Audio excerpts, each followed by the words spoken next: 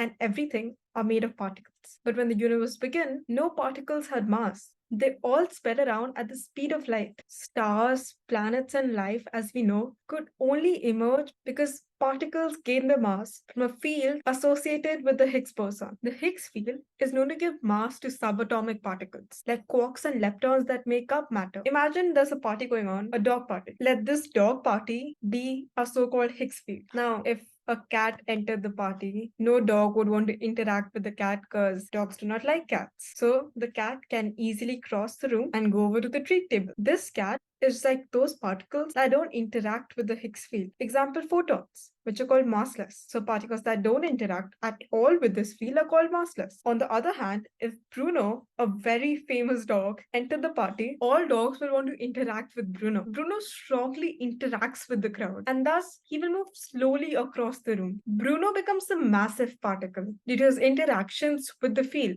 or the dog party in this case. Now, where does the Higgs boson come in this? Let's assume that our dogs are uniformly distributed across in this party hall. Now, if another dog pops their head in the room and tells the dogs nearby that there's a new treat that's been launched that's exciting the entire dog community, the dogs near the room will hear it, but dogs far away will not. So they will move closer to ask and they will form a clump. And so when they've heard that news and celebrated, they'll all go back to the original position. The Higgs boson is just like that. They're clumps that move across the room as the rumor passes through. One important thing, it's not the massive particles that interact more with the field. All particles are equal until they enter the field. Like our dog and cat are absolutely equal before they enter the room. And it's people that assign them a popularity status. Both of them have zero mass. It's the interaction that makes these particles gain mass. And that's the whole idea of the Higgs field. And it is part of the answer to why we and everything we interact with have mass,